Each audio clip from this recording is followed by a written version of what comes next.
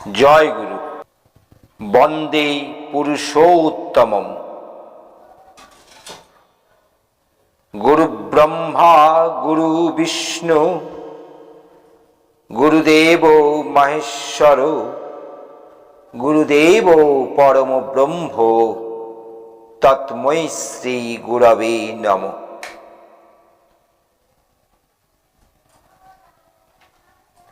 স্মৃতিতীর্থে প্রফুল্ল কুমার দাস।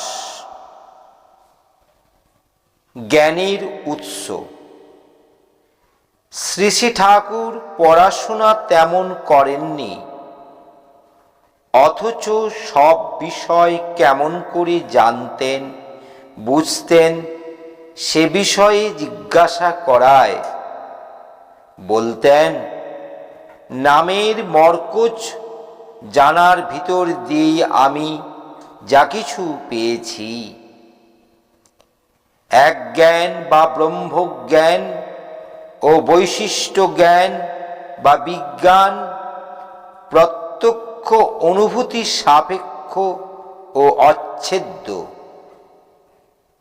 ধ্যান মানে নাম, নামী, জগৎ ও আমির অন্তর্নিহিত পারস্পরিক সম্পর্ক উপলব্ধি। নামী মানে নামের মূর্ত প্রতীক, বৈশিষ্ট্যপালী, আপূর্যমান যুগপুরুষোত্তম বা ইষ্ট এবং তিনি ধেয়। তাতেই পরম প্রাপ্তির পথ সুগম হয়। তন্মুখী হয়ে চলার প্রেরণা আমরা পেতে পারি তাতে অচ্যুত বৃত্তিভেদী টান সম্পন্ন তন্নিষ্ঠ ভক্তের মাধ্যমে। তার সন্ততি ধারায় মধ্যে এমনতর ভক্ত পেলে সর্বোত্তম।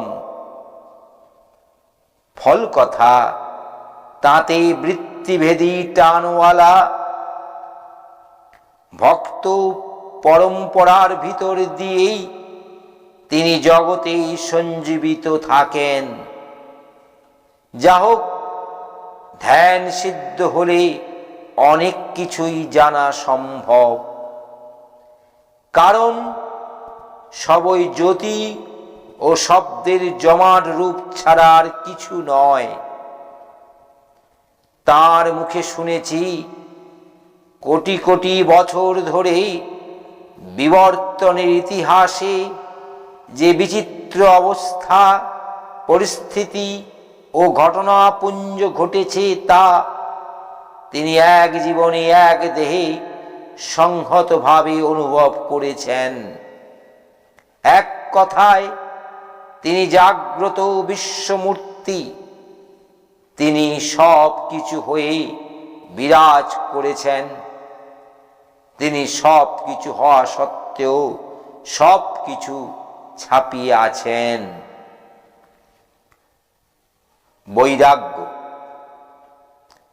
দেশ বিভাগের 1 বৎসর পূর্বে শ্রী শ্রী ঠাকুর পাবনাশ্রমে 1.5 কোটি টাকার সম্পত্তি ফেলে এক কাপড় চাদরে দেওঘরে চলে আসেন। কিন্তু তা নিয়ে তাকে একদিনও দুঃখ করতে শুনিনি, বরং তিনি কত উদ্বাস্তুকে প্রেরণা দিয়ে যোগ্য স্বাবলম্বী করে তুলেছেন। আবার তাঁর প্রভাবে দেওঘরেও বিপুলতর প্রতিষ্ঠান ও সংগঠন রূপায়িত হয়েছে। অপূর্ব ইচ্ছা শক্তির বলে তিনি প্রত্যেকটা অমঙ্গলকেই মহামঙ্গলেই পর্যবেসিত করতেন।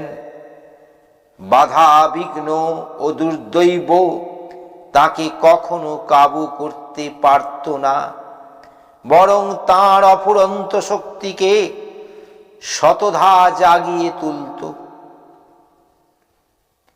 কঠোর আত্মশাসন। একবার বৈশাখ মাসে দুপুর বেলায় দেওঘরে লু বইছে। শ্রী শ্রী ঠাকুর গোল তাঁবু থেকে বেরিয়ে পায়খানায় যাচ্ছেন। খানিকটা আসার পর তার খেয়াল হলো যে চাদরটা সঙ্গে আনেননি। তৎক্ষণাৎ সেটা আনতে গেলেন। আমাদের কিছুতেই সেটা আনতে দিলেন না। বললেন, নিজের ভুল যদি নিজে না শোধরাই অভ্যাস খারাপ হয়ে যাবে। 1952 সালে দুমকায় একদিন রাত্রে তার হাত থেকে একটি লবঙ্গ পড়ে যায়। তখনই তিনি উঠে কাপড় চোপড় ঝেড়ে ঝুড়ে বিছানার এক কোণা থেকে লবঙ্গটি খুঁজে বের করে তারপর ক্ষান্ত হলেন। বললেন, নিজের কোনো ত্রুটি ক্ষমা করতে নেই, অপরকে সংশোধন করবার জন্য কত সময় নিজেকে শাসন করতেন যাতে তাদের মনে অনুতাপ জাগে। অন্যের কাজে অবহেলা করলে মাঝে মাঝে নিজেই সেই কাজে প্রবৃত্ত হতেন। উদ্বেগ। যে সময় শ্রী ঠাকুর ডাক্তারি করতেন, রোগীদের জন্য তার প্রাণ ছটপট করত। কারো অসুখ বিসুখ করলে তিনি প্রায়ই লোক পাঠিয়ে বারবার খবর নিতেন। প্যারিদাকে উদ্ধস্ত করতেন, তাড়াতাড়ি সারাতে পারিস না কেন? প্যারিদা বলতেন, আমি তো সাধ্যমতো চেষ্টা করছি, প্রত্যেকের কর্মফল তো আছে, আমি কি করব? ঠাকুর জোরের সঙ্গে বলতেন, মানুষের কর্মফল যদি কাটাতে না পারিস তাহলে কি হলো? আশ্রমের কোণে কোনো লোককে কয়েকদিন না দেখতে পেলে লোক পাঠিয়ে খবর নিতেন। কেউ হয়তো দূরে অসুখে ভুগছেন, তার উপযোগী কোনো ঔষধের খবর পেলে হয়তো একযোগে টেলিগ্রাম করতেন, চিঠি দিতেন, লোকমুখে খবর পাঠাতেন। কলকাতায় প্রায় প্রতিদিন পূজনীয় ছোট মা ও বড় বৌদির কাছে ফোন করে খবর নিতেন। বরদা গেলে তো একাধিকবার ফোন হতো। তিনি মায়া ছাড়তে বলতেন না, ছড়িয়ে দিতে বলতেন।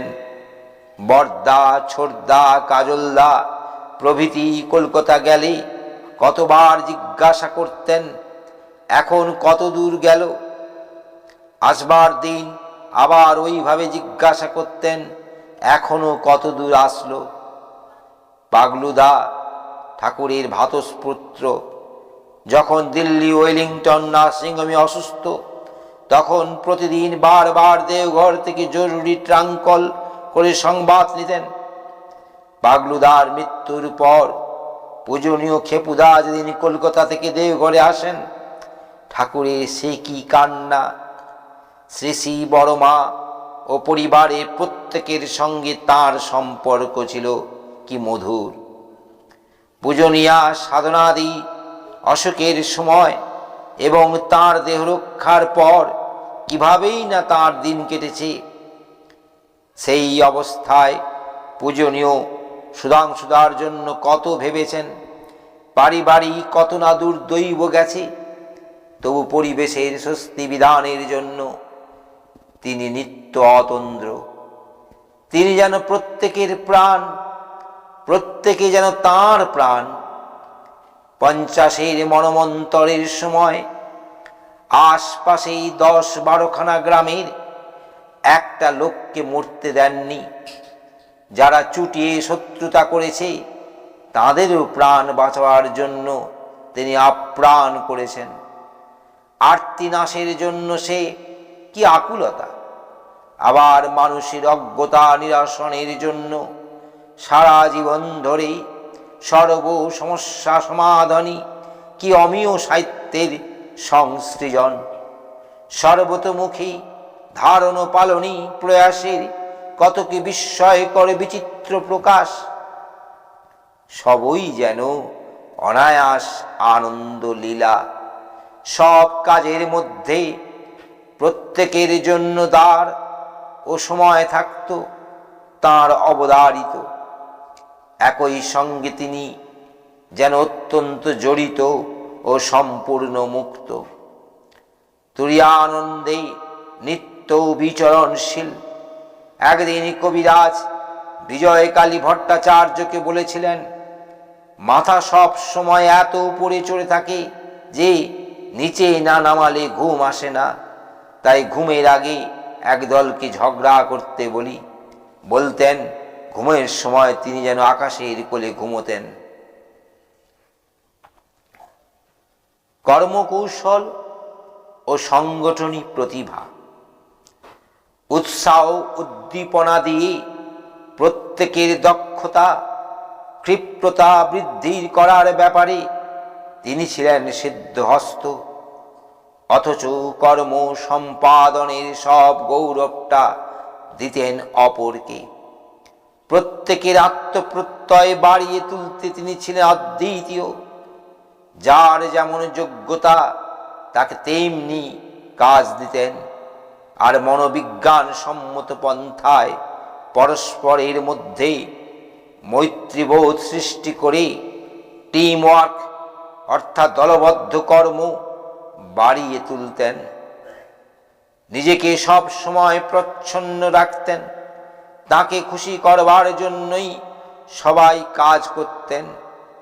আশ্রমে ইট কাটার সময় মায়েরাও সারা রাত জেগে কাজ করেছেন। একের পর এক কর্মোৎসব সৃষ্টি করে রাখতেন। মাঝে মাঝে কাজের কাছে গিয়ে বসতে থাকতেন ও খোঁজও নিতেন। অটল দাস দা, অজয় গাঙ্গুলি দা, সুধীর দাস দা, খগেন তপাদার দা, মনোহর সরকার দা, গৌর মণ্ডল দা, রাধানাথ কর্মকার দা প্রভৃতির কাছে শুনেছি ও দেখেছিও। তাঁর দিব্য আন্দোলন যাতে ধারাবাহিকভাবে চলে, সেজন্য তিনি আগে থেকে পূজনীয় বরদাকে তাঁর দায়িত্ব কর্তব্য সম্বন্ধে সচেতন করে তোলেন। প্রত্যেকের উপর তাঁর ছিল সক্রিয় নজর। অপরের উন্নতিতে তিনি আত্মোন্নতি আনন্দ অনুভব করতেন।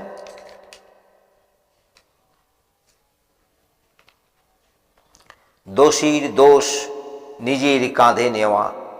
কাউকেই কোনো দোষের জন্য যখন অনেকে একসঙ্গে তাঁকেই চেপে ধরত, তখন তাকে বাঁচাবার জন্য অনেক সময় নিজেই তার দোষ ঘাড়ে নিতেন এবং পরে তাকে ভুল বুঝিয়ে দিতেন।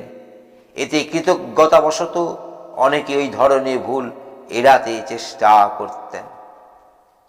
কারো অনুপস্থিতিতে নিন্দা করলে শ্রী ঠাকুর তার সমর্থনে যা বলার থাকতে পারে তেমন কথাই প্রায় বলতেন। চলার সংকেত প্রায় বলতেন, চলার পথে দেখা লাগে যাতে আদর্শের ব্যাপারে কোথাও আপোষ রফা না করা হয়, অথচ লোকের সঙ্গে বিরোধ এড়িয়ে চলা হয়। এতে নিষ্ঠা, সংযম, ব্যক্তিত্ব, বিচার শক্তি, বুদ্ধিমত্তা, চিন্তাশীলতা প্রভৃতি বাড়ে। তিনি চাইতেন নির্বিরোধ অসদ নিরোধ, দ্রোহীন তীব্র অসদ নিরোধ তাকে তৃপ্ত করত। জয় গুরু, বন্দে পুরুষোত্তমম।